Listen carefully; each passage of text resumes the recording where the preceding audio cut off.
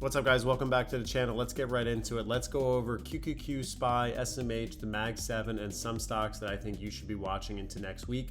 We're going to focus in on QQQ. Q's right now is close to moving up a little bit higher at 618 up to this resistance around $627 per share. It is clear that QQQ wants to move higher, but we cannot ignore this $625 level. Zooming in on it, I would be watching this for next week. Do we get a move up higher, retesting 625? That is something I would be watching. Put yourself in the overall long-term perspective. It is very bullish. It is trading at the top of this channel. Keep that in mind. Moving over now to SPY. Now, when you look at SPY overall on the 1-year chart, what do you see? You see two massive spots of rejection points at $687 per share, highlighted right here, 687, and right here, 687.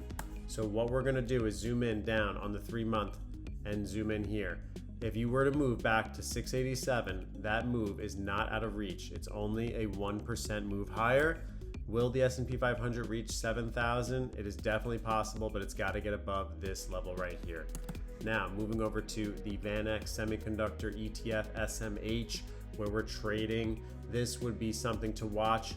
We are starting to see this line of support around $350 has held up as low as $348, up in this consolidation at $350. Starting to push higher right here, $358.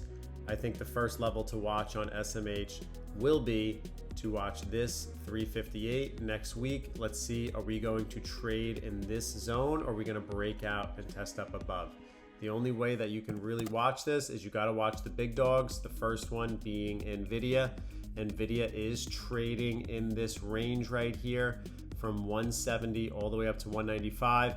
We need to see, is it going to break out of this range moving forward?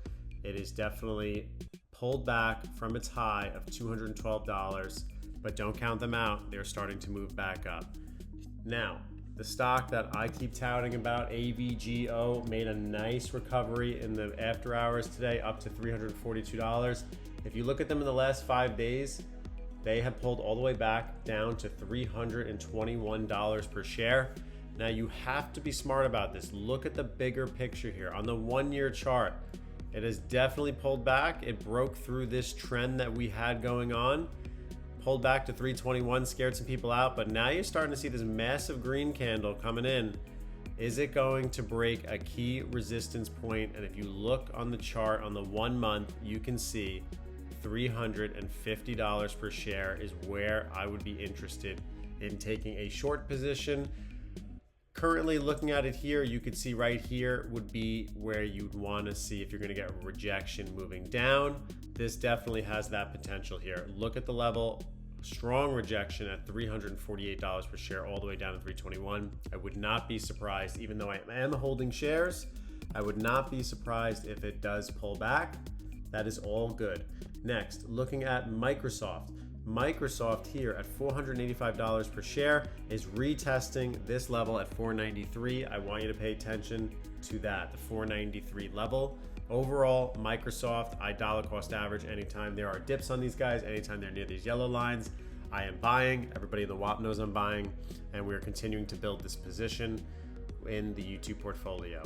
Now, we got to get above this $493. If we can start moving higher, which would be nice. Looking at Netflix, Netflix is trading, has sold off all the way from $134 per share down to $94.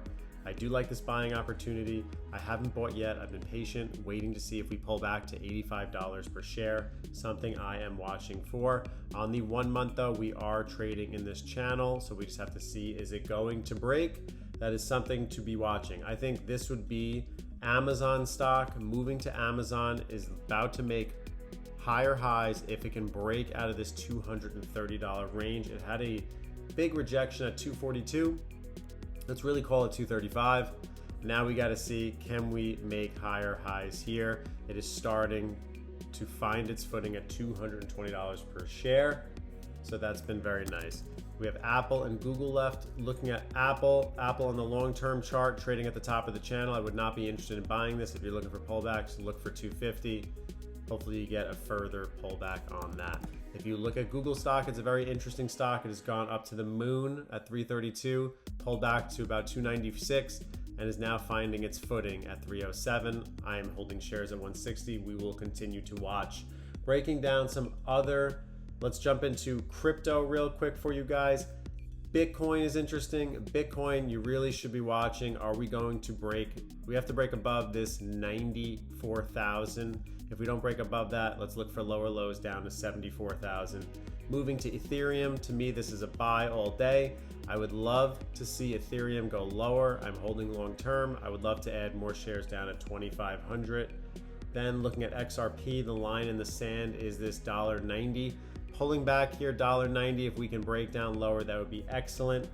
Going down to $1. And then Solana trading off down from 125, 135, breaking down to 116, now trying to find its footing. I'd be watching that 110 level, see if we get some support. Nike stock, this is another stock that has taken a nosedive in my YouTube portfolio. From their earnings down from $66, dropping almost 10% down to $58. This is going to be an interesting stock to watch. It has really struggled since 167. Somebody's holding up here, hoping it comes back, has really just sold off ever since. Will they make that recovery? I am not sure. Looking at SMCI stock, finding its footing at $30 per share. Very interesting. Let's see what it does in there.